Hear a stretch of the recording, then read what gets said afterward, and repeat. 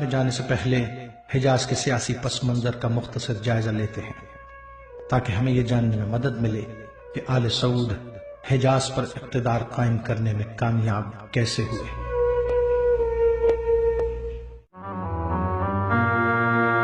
آل سعود سے قبل حجاز کا علاقہ سلطنت عثمانیہ کے حدود میں شامل تھا۔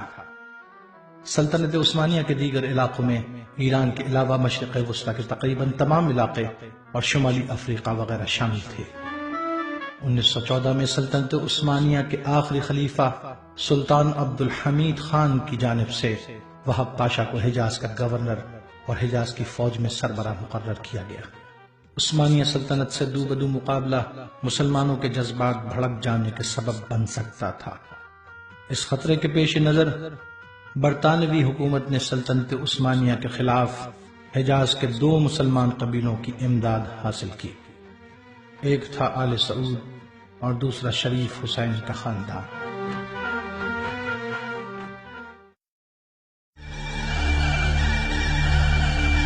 آل سعود کا تعلق حجاز میں نجد علاقے سے تھا۔ یہ تقریباً 225 سال سے یعنی 1780 عیسوی سے حجاز کی حکومت حاصل کرنے کی کوشش کر رہے تھے۔ 1790 عیسوی میں آل سعود مکہ، مدینہ اور طائف پر قبضہ کرنے میں کامیاب ہوئے۔ 1801 میں اس خاندان کے عبدالعزیز نے عراق میں نجف اور کربلا پہ حملہ کیا۔ 15,000 افراد کربلا کے حملے میں اور 5 سے 15,000 کے درمیان نجف کے حملے میں شہید کیے۔ ان حملوں میں آل سعود نے کربلا اور نجف سے بے شمار نوادرات چوری کیے۔ اس کے علاوہ کربلا سے گزرنے والے افراد کا قتل عام کیا۔ ان جرائم کے علاوہ 1 سال آل سعود نے سلطنت عثمانیہ کے مسلمانوں پر حج بند کر دیا۔ عثمانی خلیفہ سلطان محمود دوئم کی طرف سے ابراہیم پاشا نے 1818 میں نجد پر چڑھائی کی اور وہابی دارالخلیفہ دریا کو تباہ کیا اور عبداللہ ابن سعود کو گرفتار کر کے استنبول بھیج دیا۔ اس کے بعد 1880 میں آل سعود انگریزوں کی پشت پناہی میں دوبارہ ابھرے۔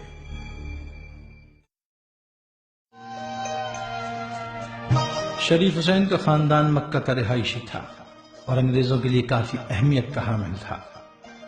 ان دونوں خاندانوں کی تربیت کے لیے انگریزوں نے 2 جاسوس مقرر کیے اور مالی امداد بھی فراہم کی۔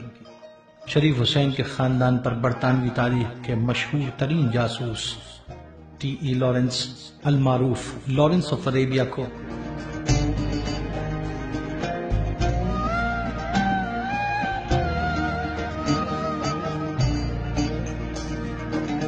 اور آل سعود پر کیپٹن ولیم شیکسپیئر کو مقرر کیا گیا۔ 1918 میں آل سعود اور شریف حسین کے خاندان کی مدد سے انگریزوں نے سلطنت عثمانیہ کا خاتمہ کیا۔ سلطنت عثمانیہ کے خاتمے کے بعد انگریزوں کے سامنے حجاز پر حکومت کے یہ 2 امیدوار تھے، جن میں سے انگریزوں نے آل سعود کا انتخاب کیا۔ سلطنت عثمانیہ کی شکست کے ساتھ ہی شریف حسین نے اپنے تعین موقع سے فائدہ اٹھانے کے لیے عرب ممالک پر مبنی اپنی حکومت کا اعلان کر دیا۔ تقریباً 100 سال محنت کر کے انگریزوں نے سلطنت عثمانیہ کا خاتمہ اس لیے کیا تھا تاکہ اس کے ٹکڑے کیے جا سکیں۔ شریف حسین کے اس اقدام نے انگریزوں کا اعتماد بھی کھو دیا۔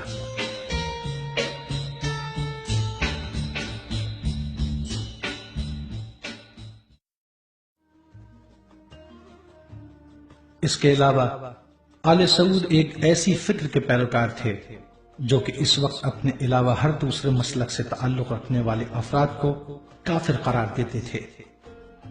لہذا آل سعود کی اس فکر سے مسلمانوں کی تقسیم کا ہدف بھی بآسانی حاصل کیا جا سکتا تھا۔ ابتدا میں آل سعود سنی اور شیعہ دونوں کو مشرک قرار دیتے تھے۔ آل سعود نے شریف حسین کے خاندان کی طرح تمام عرب ممالک طلب کرنے کے بجائے انگریزوں سے صرف حجاز کا علاقہ طلب کیا۔ شریف حسین کو خلافت سے ہٹا کر اسے سائپرس ملک بدر کر دیا گیا اور حجاز میں اس کے داخلے پر پابندی لگا دی۔ شریف حسین کے 4 بیٹے تھے جنہوں نے لارنس آف عربیہ کو اپنی وفاداری کا یقین دلایا۔ بالآخر حجاز کی حکومت انگریزوں کی طرف سے آل سعود کے حصے میں آئی۔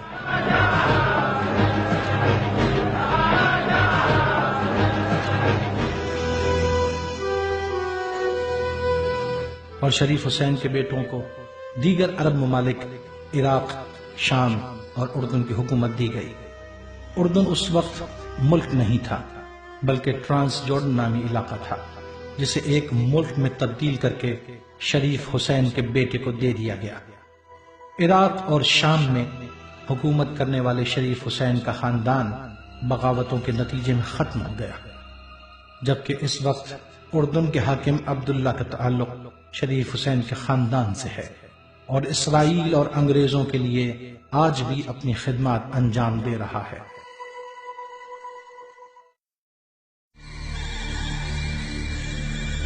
سلطنت عثمانیہ کے خاتمے کا باضابطہ اعلان انگریزوں نے 1918 عیسوی میں کیا۔ حجاز کی حکومت ملتے ہی آل سعود نے حجاز کا نام، جو کہ نبی اکرم کے زمانے سے بلکہ حضرت ابراہیم کے زمانے سے قائم تھا، اسے تبدیل کیا اور اس کا نیا نام سعودی عربیہ رکھا۔ اس نام کے دو جز تھے، ایک آل سعود خاندان اور دوسرا جز عرب قومیت۔